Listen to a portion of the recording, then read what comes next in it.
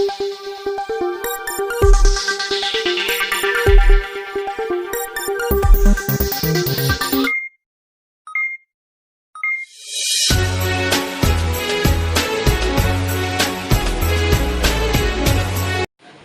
की press brief में Gajrajganj UP अंतर्गत 13 तारीख के दोपहर में एक स्कूल पे कुछ बच्चों के आपसी विवाद के कारण एक बच्चे की गुमशुदगी का रिपोर्ट दर्ज कराया गया था उसी दिन संध्या में। उसके बाद से पुलिस लगातार सहायक पुलिस अधीक्षक के नेतृत्व में उस पूरे जांच को टेकअप कर रही थी और उस जांच के दौरान 2 दिनों के बाद वैज्ञानिक पद्धति से ही वहाँ पे एक अननोन डेड बॉडी मिली रेलवे ट्रैक के पास में। परिजनों की मदद से उसको पहचान कराने की कोशिश की गई, लेकिन छत विक्षत था।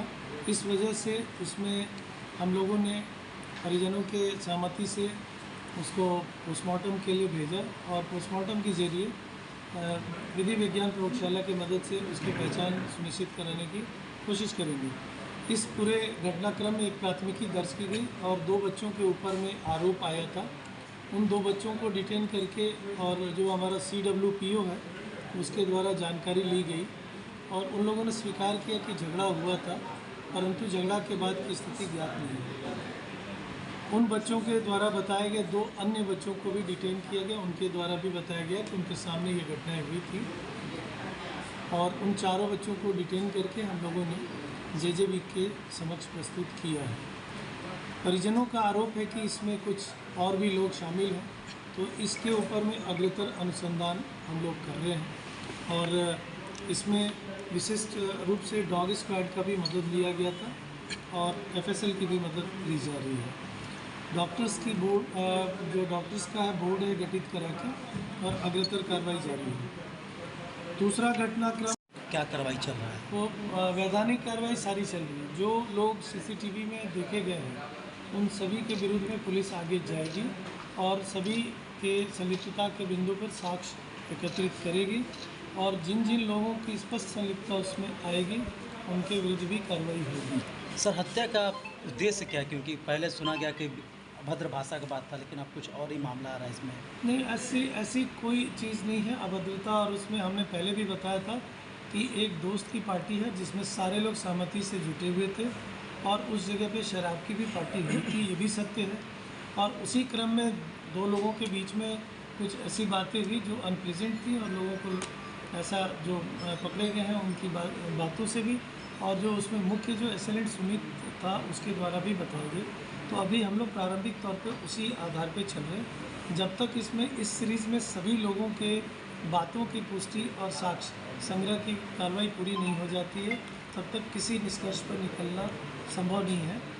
हत्या हुई है, घटना हुई है, ये बातें सत्य हैं। धन्यवाद सर। आए थे जिसमें से टेक्निकल ग्राउंड पे ये पता चला था कि भोजपुर ज़िला में भी किसी दूरस्थ जगह पर बैठ के लोग उसमें सेटिंग के जरिए उसमें लोगों को मदद कर रहे हैं। तो उस घटनाक्रम में भी एक मुफस्सिल थाना क्षेत्रांतर्गत और दूसरा सिकराटा पीरोवन मंडल के सिकराटा थाना क्षेत्रांतर्गत कार्रवाई की गई। नगद राशि भी कुछ बरामद है, वो दस्तावेज भी बरामद है जिनको मदद कराई जा रही थी और वो लोग भी जो मदद कर रहे थे उनकी भी गिरफ्तारी इसमें सुनिश्चित की गई है और बक्सर ज़िला से संपर्क करके अग्रतर कार्रवाई के लिए उनको सुपुर्द किया गया।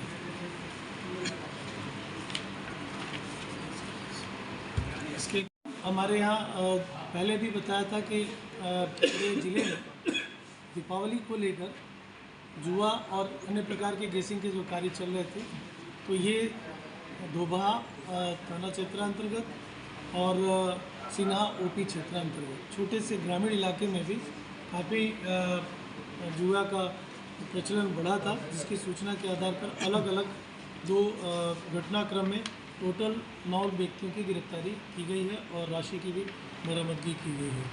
तो ये जुआ अधिनियम के अंतर्गत में। और कुछ दिन पहले नीरज नाम के व्यक्ति की हत्या हुई थी कृष्णागढ़ में, उसमें एक व्यक्ति अभी फिरार चल रहे थे जिनको पुलिस के द्वारा पकड़ा भी गया था, लेकिन पूरा पुलिस की कस्टडी से वो भाग भी गए थे।